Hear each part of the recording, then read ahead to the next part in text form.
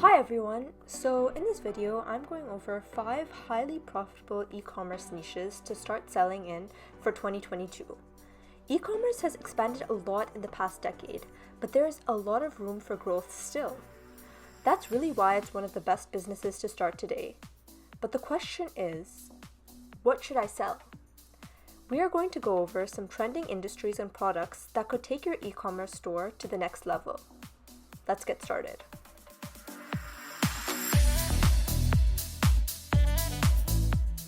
The first e-commerce niche that you should check out is eco-friendly. Right now, our society is becoming more and more environmentally conscious. Businesses like hotels are developing their own sustainable practices. Another eye-opening trend is that younger generations that dominate internet consumption are showing, through their activity on social media platforms, that they are more conscious when it comes to the environment. There is really no doubt that the eco-friendly product niche has a substantial audience that will only grow larger. Now, there are plenty of opportunities to start in the e-commerce business in this niche, particularly because eco-friendly products can mean so many different things. Here are some examples for you to think about. There is an online business called Wear Panda that involves sunglasses, watches, and other products that are made entirely from bamboo, which is a really low-impact plant. Another online business called 31 Bits designs beads made out of recycled paper. WeWood creates cool watches made out of wood, and for every watch sold, they will grow a tree.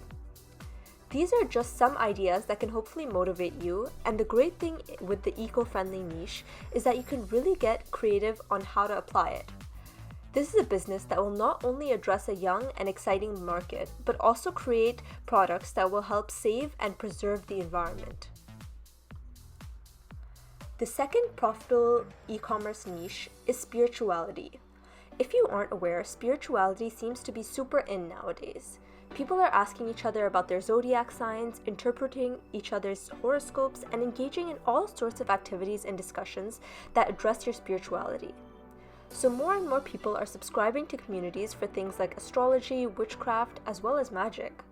Pinterest has identified a significant increase in searches for topics like zodiac sign facts, fantasy map making, as well as protection crystals. Even mainstream news sources are talking about this new culture, with the Wall Street Journal even describing spiritual thinking as a healthy practice. Now, many of these products are sold on Etsy. So a potential idea would be for you to start an Etsy shop where you can sell your own protection crystals, zodiac merchandise, or anything else. Setting up an Etsy store is actually quite easy, and Etsy provides guides that can help you with that. Another avenue to consider is creating home decor or other pop culture items that revolve around spiritual themes. Urban Outfitters does exactly this, and you can take this theme and create other products or merchandise such as clothing, appliances, decorations, everyday items, or more. Really, the opportunities are endless, and do research. To do research, I would recommend doing something as simple as exploring these spirituality Reddit communities to see what most subscribers are into. Overall, a really great and up-and-coming niche for you to begin in for your future e-commerce endeavors. Another great possible e-commerce niche you should check out is home goods. Anything that has to do with the sale of home goods in general, whether it be plants, decor, home office appliances, or anything along those lines. With the pandemic, we saw a huge increase in consumer spending in the home goods niche. When we are now at home, it makes it more sense that people will spend more money in order to make their environment more comfortable and visually appealing. One of the largest e-commerce businesses in the world, Wayfair, with over 17,000 employees and over 20 million active customers, specializes in these kinds of products, proving that this niche has a massive addressable market. However, just because a large business like Wayfair does exist, doesn't mean that it's too late or saturated to start selling within this area of products. Because we can really niche down, customize our products, and sell on a whole range of platforms. So like I said to begin with home goods, it's a broad category, and within this category, you can really zero your business in on specifics. For example, your business can be dedicated to a bathroom decor, kitchen decor, or home office decor. You can find a unique aesthetic that sets your business apart from others. There are plenty of examples to get inspiration from. ABC Carpet and Home is an e-commerce business that specializes in these vintage, almost mystical aesthetic. Joybird is another online home decor shop that sells products with a more simplistic, often monochromatic aesthetic, focusing less on the color and more on the structural design of its furniture. Food 52 is an online home decor shop that specializes in kitchenware, selling items from aprons and mittens to coffee makers and kettles. I also see huge opportunities in home office decor as well as plant accessories. Again, within the niche of home decor, there are plenty of options and opportunities for you to set yourself apart from other e-commerce businesses. In regards to demand, people are always going to be looking for ways to decorate their homes. So this is the perfect niche to get into if you want to develop a long-term business. The fourth e-commerce niche we are talking about today is at-home fitness. Doing everything at home, from working to cooking to exercising, has become a common theme as of the last 2 years, and may continue to be a common theme for the years to come. If you are thinking of starting an e-commerce business, there's no better time to start selling at-home fitness equipment than now. We saw on YouTube just how ridiculous at-home fitness channels grew. For example, Chloe Ting's channel, as well as hundreds of other fitness channels. Now, as the pandemic hopefully slows down, it makes sense for people to stay at home as opposed to going out to a crowded gym.